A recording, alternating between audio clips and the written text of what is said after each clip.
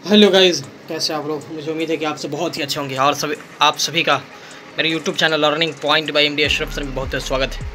जैसा कि आपको स्क्रीन पे दिख रहा होगा कि प्रधानमंत्री नरेंद्र मोदी ने जो है कर्मचारियों को पेंशन की गारंटी देने की बात कही है, जिसकी चर्चा कल से खूब ज़ोरों शोर से हो रही है सोशल मीडिया और न्यूज़पेपर में। इसी टॉपिक पे हम बात करेंगे। आप मेरे चैनल पे नए हैं तो प्लीज़ मेरे चैनल को सब्सक्राइब करते, लाइक शेयर करना ना भूलें। स्क्रीन पे जैसा कि आपको दिख रहा होगा कि प्रधानमंत्री नरेंद्र मोदी की अध्यक्षता में हुई कैबिनेट की बैठक में लिया गया फैसला, कर्मचारियों को पेंशन की गारंटी, यानी जो भी कर्मचारी होंगे उन सबको पेंशन की गारंटी दी गई है।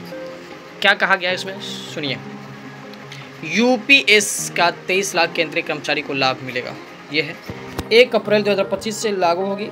यूपीएस 2024 से सेवानिवृत्त हुए कर्मियों को एरियर मिलेगा, 90 लाख हो जाएगी। लाभान्वितों की संख्या अगर राज्य सरकारें भी करे, अगर से इसके ऊपर अमल, तो 90 लाख हो जाएगी। ठीक है।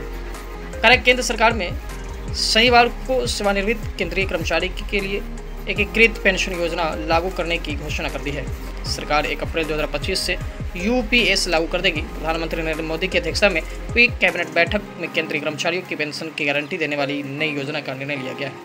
केंद्रीय सूचना एवं प्रसारण मंत्री अश्विनी वैष्णव ने बैठक की जानकारी देते हुए बताया कि यूपीएस से 23 लाख केंद्रीय कर्मियों को लाभ मिलेगा। यदि राज्य सरकारें इसे अमल करती है, यानी इस पर अमल करती है, तो लाभार्थियों की संख्या 90 लाख हो जाएगी। यूपीएस में खास बात यह है कि वर्ष 2004 से सेवानिवृत्त हुए कर्मियों को एरियर दिया जाएगा। विविध हो कि वर्ष 2004 में पुरानी पेंशन योजना या स्थान पर नई पेंशन योजना लागू कर दी गई थी। अब सरकार ने अपना अंशदान बढ़ाकर यूपीएस को ज़्यादा लाभकारी बनाया है और विश्वास जताया है कि 90% से ज़्यादा कर्मचारियों को इससे लाभान्वित होना पड़ेगा और लाभान्वित होंगे भी। यानी इसमें साफ साफ कहा गया है कि 2004 में जो है बंद कर दिया गया था पेंशन योजना। ठीक है। उसके बाद नई पेंशन योजना ईपीएफ के नाम से चला था, लेकिन अब जो है जो ये होगा, अब ईपीएस के नाम से जो है यूपीएस जो है के माध्यम से 23 लाख अभ्यर्थियों को 50% आरक्षण, यानी मूल वेतन का 50% आरक्षण देना पड़ेगा। पहले था एनपीएस, अब चलेगा यूपीएस। ठीक है। तो पुरानी पेंशन योजना जो था ओपीएस जो खत्म कर दी गई थी, नई पेंशन योजना एनपीएस जो वर्तमान में लागू है, और अब जो होगा वह यूपीएस, जिसका लाभ 23 लाख केंद्रीय कर्मचारी को मिलेगा। अगर राज्य सरकारें इसके ऊपर अमल करती है, अपने सरकार जो है अपने राज्य में लागू करती है, तो टोटल 90 लाख जो है हो जाएंगी जो भी लाभ उठाने वाले कर्मी हैं उनकी संख्या। ठीक है। इसमें कहा गया है कि 50% यानी जो रिटायर कर जाएंगे, अपने पद से सेवानिवृत्त हो जाएंगे, उन लोगों को मूल वेतन जो होगा उसका 50% उनको पर मंथ दिया जाएगा, जैसा कि इसमें बात कहा गया है। ठीक है। सुनिश्चित होगा 12 महीने या बाद के औसत बेसिक वेतन का 50% मिलेगा उसको। सुनिश्चित पारिवारिक पेंशन मृत्यु पर जो है पत्नी या पति को 60% भुगतान किया जाएगा।